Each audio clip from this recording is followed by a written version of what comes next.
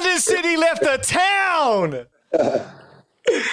M.I.A. Man, you fucking kidding me? M.I.A. Man, that's different right there, man. That's crazy. That's one of them verses I've been wanting for a long time. Man, long time, real. Because she's more than a musician, man. She's more than an artist. Like, she's like an icon now. Yeah, she one of the illest for sure. Remember, for sure, that's crazy. Do you remember when you heard it for the first time? Do you remember what your first impression of M.I.A. was? Yeah, no, it was crazy. It was just like one of the most visual, like, human beings I've ever seen. You know what I mean? Like, I think I seen like a video of her in like Lower East Side of like New York, or like Soho, New York, just doing some video or something. It's like, man, raps is just fire. The beats is crazy. Like, it's gonna be crazy. I was like, I think I was like, I don't even know how young I was. I'm so young.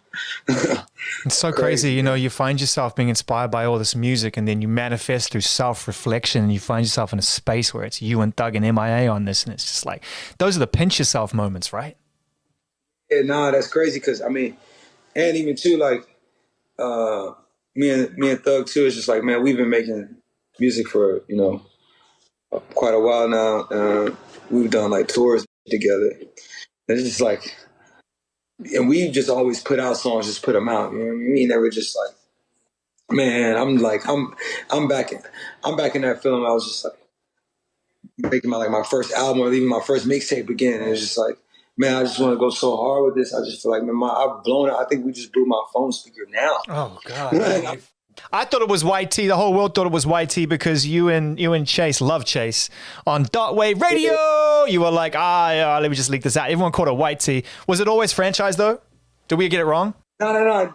We just naturally, it was just always just calling it YT. Just was like, I think it was like the first bar I made, and when we was making the song, it was just like hard, and just even with me and him, when we talk about it, and just we still call it like YT and shit like that. Franchise is always like the name I think we had on the board for it that was just fire. We had like a couple circle like names that we just thought was dope. And so, you know, what up, Shaky? So, you know, we were just talking with them. Those are just, we was, you know, so, but now, you know, it's just like, names is always that joint. What up, boy? You know?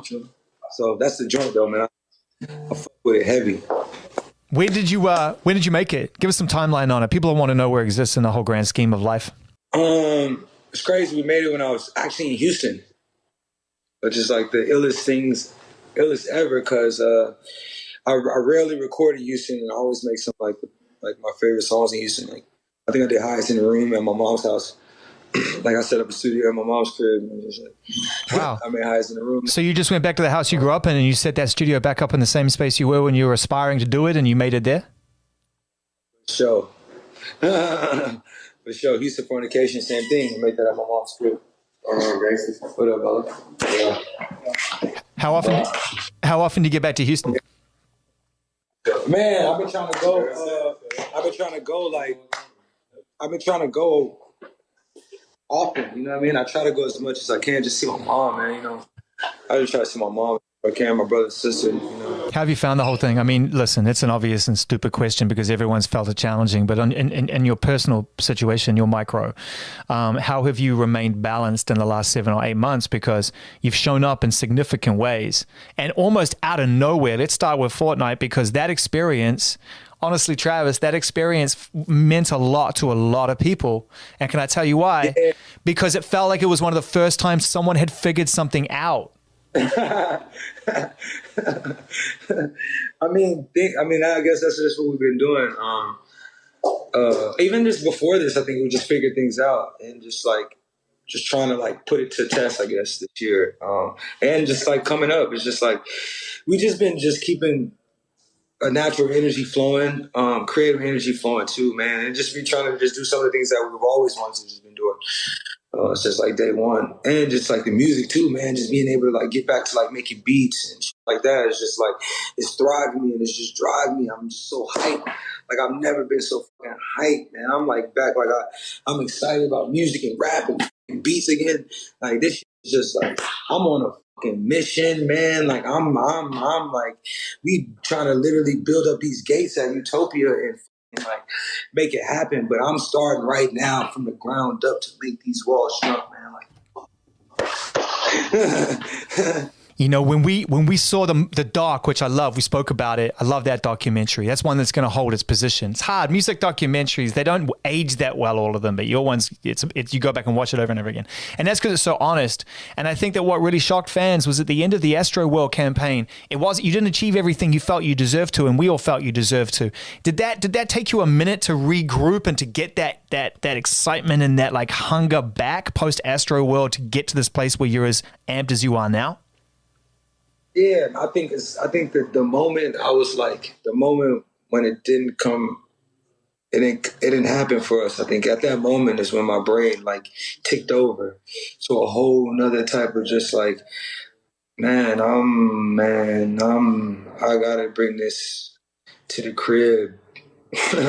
Like, I got to, man, and I'm doing this shit solely for like my fans. I don't really care about nothing else. This ain't for me, man. This is just some shit I've been building up with the fans, man. Like I live, I eat, I breathe, I sweat for the kids, for the fans. I don't give a fuck about no. I might even care about myself like that.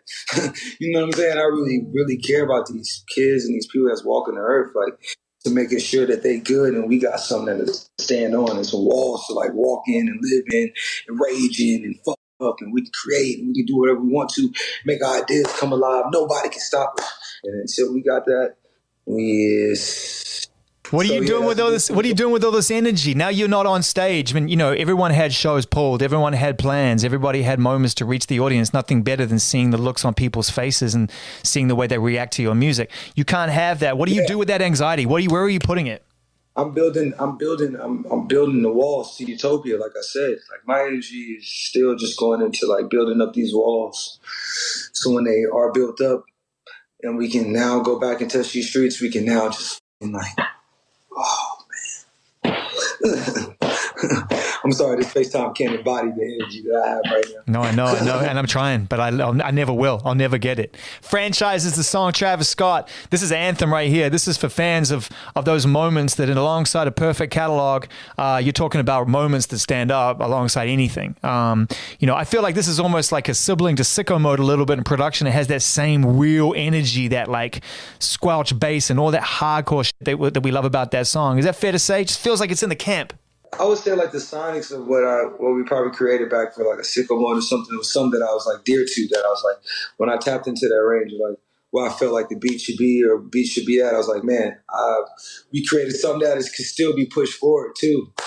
Like I'm not even done with that sound or like levitating that sound. And, you know, it's just like, you know me, everything's just about a sonic presence, man. Just maintaining the sonic presence.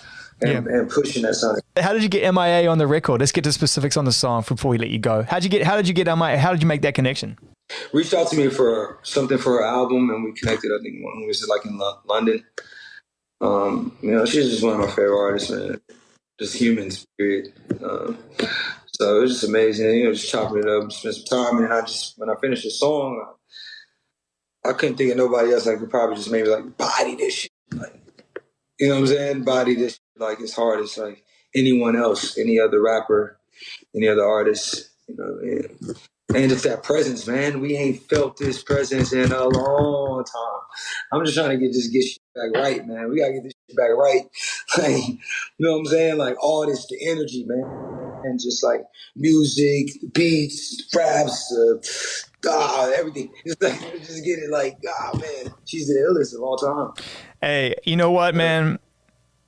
I always appreciate the chance just to get a little time. Appreciate it as always, man. Thank you, Trav. Thank you, bro. Thank you for going hard for us out here every day, bro. You know that.